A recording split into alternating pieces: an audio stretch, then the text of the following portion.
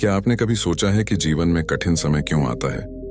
ऐसा क्यों होता है कि जब हम पूरी मेहनत करते हैं, हर संभव कोशिश करते हैं, तब भी चीजें हमारे अनुसार नहीं होती?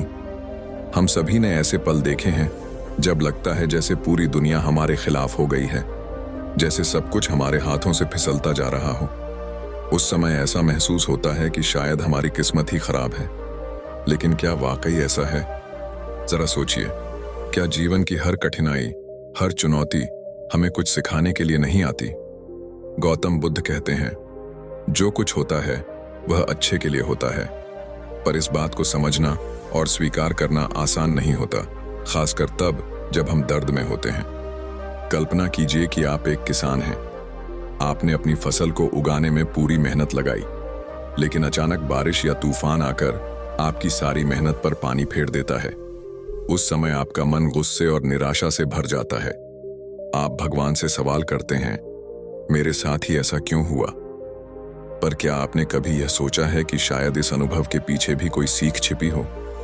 शायद वह बर्बाद हुई फसल आपको भविष्य में और समझदारी से खेती करना सिखाने के लिए थी।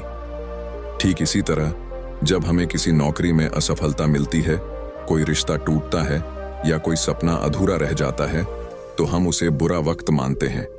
लेकिन बुद्ध कहते हैं, हर घटना के पीछे एक कारण छिपा होता है। हर कठिनाई हमारे भीतर छिपी शक्ति को उजागर करने का एक माध्यम बनती है। क्या आपने कभी महसूस किया है कि जीवन में जो कुछ भी होता है वह हमें किसी बड़े उद्देश्य की ओर ले जाता है? ये मुश्किलें हमारे भीतर आत्ममंथन की भावना जागृत करती हैं और हमें बेहतर इंसान बनाने की दिशा में प्रेरित करती हैं। ये हमें सोचने पर मजबूर करती हैं, क्या वाकई जो हम चाहते थे वही हमारे लिए सही था? आज मैं आपको एक ऐसी कहानी सुनाने जा रहा हूं जिसमें एक साधु महाराज की सीख छिपी है। ये कहानी न केवल आपके जीवन को देखने का दृष्टिकोण बदल देगी, बल्कि आपको हर परिस्थिति में सकारात्मक सोच बनाए रखने की प्रेरणा भी देगी। तो दोस्तों, इस कहानी को अंत तक ध्यान से सुनिए, क्योंकि इसके अंत में आप स्वयं महसूस करेंगे कि जो होता है वह वास्तव में अच्छे के लिए होता है। एक समय की बात है, एक साधु महाराज थे जो अत्यंत ज्ञानी और विवेकी थे। वे विभिन्न गांवों में जाकर लोगों को अच्छे संस्कार, नैतिकता और जीवन के सही मूल्यों की शिक्षा दिया करते थे। एक दिन वे एक गांव में पहुंचे। गांव में काफी हलचल थी। लोग अपने अपने कामों में व्यस्त थे।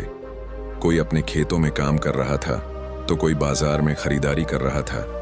तभी एक परेशान और थका हुआ किसान साधु महाराज के पास दौड़ता हुआ आया।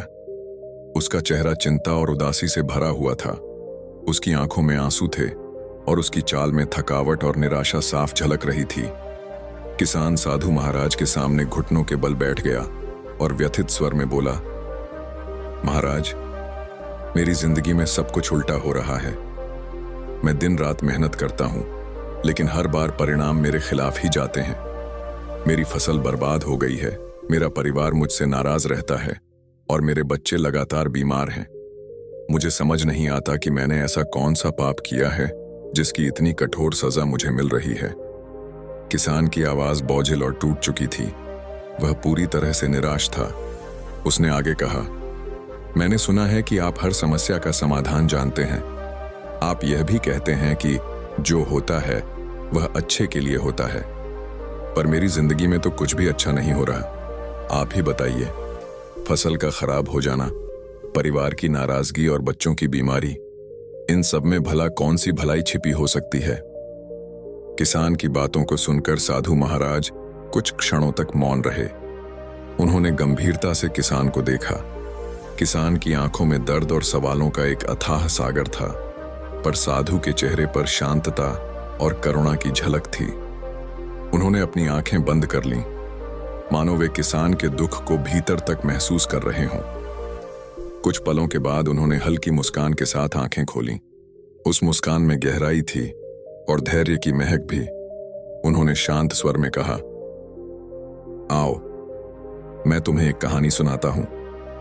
शायद इस कहानी के माध्यम से तुम्हें अपने प्रश्नों का उत्तर मिल सके। किसान थोड़ा चकित हुआ, पर साधु की आवाज और उपस्थिति में ऐसी शांति थी कि वह ध्यान से सुनने को तैयार हो गया। लेकिन किसान ने अपनी बेचैनी पर काबू पाया।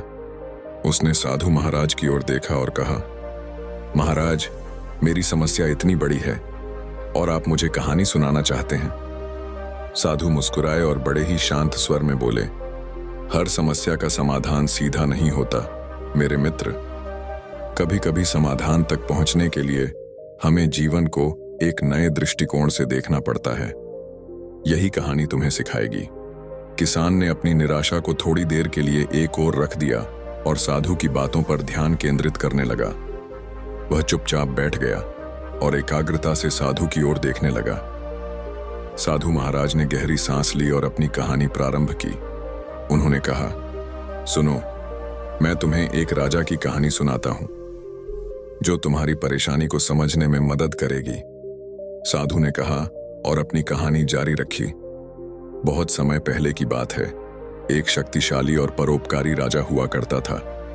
वह अपने राज्य और प्रजा से अत्यंत प्रेम करता था और सदैव उनके कल्याण के लिए कार्य करता था। लेकिन उसमें एक कमी थी। वह कभी कभी छोटी छोटी बातों पर अत्यधिक क्रोधित हो जाया करता था। एक दिन राजा ने सोचा कि वह अपने सबसे विश्वसनीय मंत्री के साथ जंगल में शिकार पर जाएगा। सुबह का समय था। जंगल हरियाली से भरा हुआ था।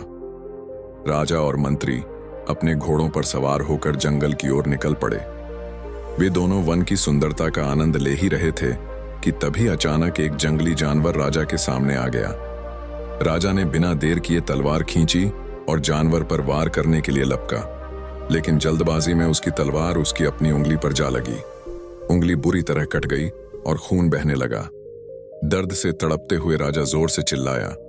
मंत्री तुरंत दौड़कर राजा के पास पहुंचा। उसने राजा की चोट देखी और शांत स्वर में कहा, महाराज, जो होता है वह अच्छे के लिए होता है। मंत्री की यह बात सुनकर राजा क्रोध से आग बबूला हो गया। उसने मंत्री की ओर तीव्र दृष्टि से देखा और कहा, क्या तुम पागल हो गए हो? मेरी उंगली कट गई है, खून बह रहा है और तुम कह रहे हो कि यह अच्छा है। क्या तुम मेरा मजाक बना रहे हो? मंत्री ने पूरी शांति से उत्तर दिया, महाराज, मैं मजाक नहीं कर रहा, मैं सच कह रहा हूं। जो कुछ भी होता है वह किसी न किसी भले के लिए होता है, तो वह भी अच्छे के लिए ही होता है। मंत्री की यह बात सुनकर राजा और भी अधिक क्रोधित हो गया। उसने अपने सैनिकों को आदेश दिया, इस मंत्री को तुरंत कारागार में डाल दो। इसे अपनी जगह बैठकर सोचने दो कि जब किसी का जीवन संकट में हो तब ऐसी बातें करना कितना अनुचित है। मंत्री को जेल में डाल दिया गया, लेकिन आश्चर्य की बात यह थी कि वह वहां भी शांत और संतुष्ट दिखाई दे रहा था। कुछ दिनों बाद राजा का मन थोड़ा हल्का हुआ। उसने सोचा कि वह एक बार फिर शिकार पर जाएगा, लेकिन इस बार वह अकेले ही निकला, मंत्री के बिना। राजा जंगल में इधर उधर घूम रहा था कि तभी एक आदिवासी समुदाय के कुछ लोग वहां आ पहुंचे। ये आदिवासी अपने देवता को प्रसन्न करने के लिए बलि चढ़ाने की तैयारी कर रहे थे। उन्होंने राजा को पकड़ लिया और बहुत प्रसन्न हुए, क्योंकि उन्हें बलि के लिए एक शक्तिशाली और प्रभावशाली व्यक्ति मिल गया था। उन्होंने राजा को रस्सियों से बांध दिया और अपने मंदिर में ले गए। जब बलि की सभी तैयारियां पूर्ण हो गईं, तो एक आदिवासी राजा का निरीक्षण करने लगा।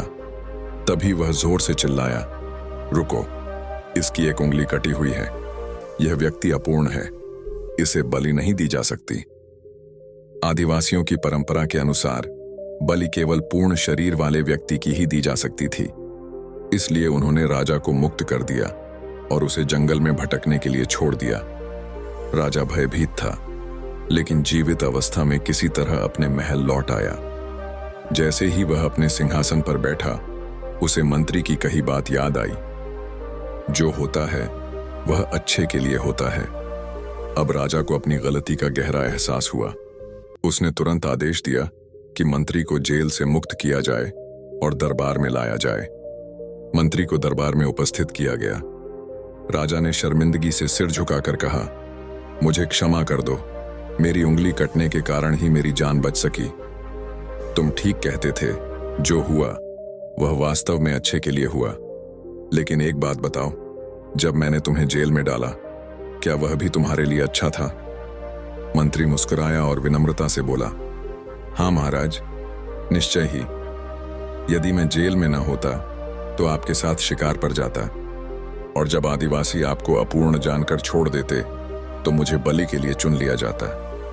इसलिए जो कुछ भी हुआ वह मेरे लिए भी भले के लिए ही था। इतना कहकर साधु महाराज ने अपनी कहानी समाप्त की। फिर वे किसान की ओर मुड़े और बोले, देखो, यह कहानी हमें यह सिखाती है कि जीवन में घटने वाली हर घटना के पीछे कोई गहरा कारण छिपा होता है। जो परिस्थिति इस समय हमें कठिन या पीड़ादायक लगती है, वही भविष्य में हमारे भले का मार्ग प्रशस्त कर सकती है। हमें बस धैर्य और विश्वास बनाए रखना चाहिए। किसान ने पूरी कहानी ध्यान से सुनी और उसकी आंखों में एक नई चमक आ गई। उसे पहली बार महसूस हुआ कि शायद उसकी वर्तमान परेशानियां भी किसी बड़े उद्देश्य का हिस्सा हैं। साधु महाराज ने किसान के चेहरे के भाव पढ़े। वे कुछ पल मौन रहे, मानो किसान के हृदय की पीड़ा को अनुभव कर रहे हों। फिर उन्होंने शांत और कोमल स्वर में कहा, जीवन में हर कठिनाई एक शिक्षक की तरह होती है। वह हमें कुछ सिखाने, आगे बढ़ाने और भीतर से मजबूत बनाने के लिए आती है। यह सब कुछ हमें कुछ सिखाने और हमें एक बेहतर इंसान बनाने के लिए होता है। साधु ने कहा, तुम्हें लगता है कि तुम्हारी फसल खराब हो गई, परिवार तुम्हें नहीं समझ रहा और तुम्हारे बच्चे बीमार हैं।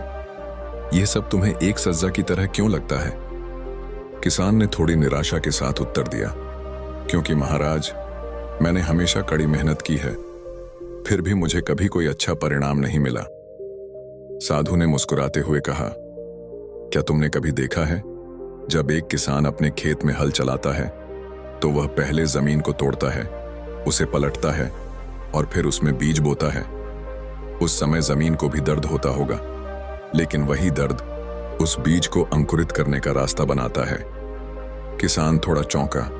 उसने सोचा, यह तो सच है। साधु ने आगे कहा, तुम्हारी फसल का खराब होना शायद इसलिए हुआ है ताकि तुम प्रकृति को और गहराई से समझ सको। परिवार की नाराजगी तुम्हें यह सिखाने के लिए आई है कि तुम अपने रिश्तों में सुधार लाओ, अपने शब्दों और गुस्से पर नियंत्रण रखो। और बच्चों की बीमारी शायद तुम्हें यह समझाने आई है कि तुम उनके स्वास्थ्य और अपने शरीर की देखभाल को प्राथमिकता दो। जीवन में हर घटना, हर कठिनाई किसी बड़ी योजना का हिस्सा होती है। जो आज तुम्हें एक समस्या लग रही है, वही कल तुम्हें किसी बड़ी सफलता की ओर ले जा सकती है। लेकिन इसके लिए धैर्य और विश्वास जरूरी है। किसान ने गहरी सांस ली, कुछ पल चुप रहा, फिर पूछा, लेकिन महाराज, यह समझना और सहना इतना कठिन क्यों होता है?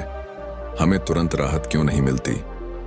साधु ने पास ही खड़े एक पेड़ की ओर इशारा करते हुए कहा, देखो इस पेड़ को, इसे इस ऊंचाई तक पहुंचने में कई साल लगे हैं।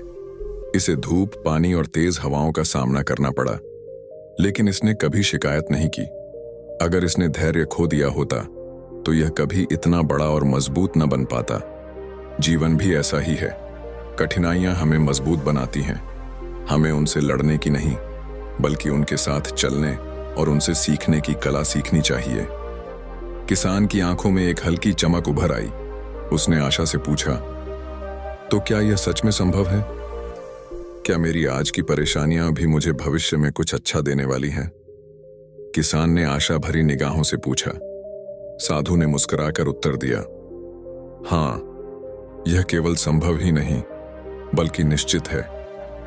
जब कोई तीर हमारी ओर आता है तो हमें दर्द होता है, लेकिन यदि हम यह सीख लें कि उस तीर से कैसे बचा जाए, तो भविष्य में वही तीर हमें और भी ताकतवर बना देता है। किसान ने सिर झुकाकर कहा, शायद आप सही कह रहे हैं। कठिनाई भी एक आशीर्वाद हो सकती है। मैंने कभी इसे इस दृष्टिकोण से नहीं देखा। साधु ने अपने अंतिम शब्दों में कहा, जीवन हमें हर दिन सिखाने के लिए नई नई चुनौतियां देता है। जो लोग इनसे डरते हैं वे वहीं ठहर जाते हैं, लेकिन जो इनसे सीखते हैं वे आगे बढ़ते हैं। अब यह तुम पर है कि तुम इन परेशानियों को अपना शत्रु मानते हो या उन्हें अपनी शक्ति का स्रोत बनाते हो। किसान ने गहरी सांस ली और स्वयं से वादा किया, वह अपनी समस्याओं का सामना न केवल धैर्य के साथ करेगा, बल्कि उनसे कुछ सीखने की भी पूरी कोशिश करेगा। दोस्तों, आज की इस कहानी से हमें एक बहुत ही महत्वपूर्ण सीख मिलती है। कठिन समय हमारे जीवन का हिस्सा है, लेकिन वे हमें तोड़ने के लिए नहीं, बल्कि हमें और मजबूत बनाने के लिए आते हैं। कभी कभी जो आज हमें बुरा लगता है, वही भविष्य में हमें सबसे बड़ी खुशियां और जीवन के गहरे सबक देता है। यदि यह वीडियो आपको पसंद आई हो, तो कृपया इसे लाइक करें और चैनल को सब्सक्राइब करना ना भूलें।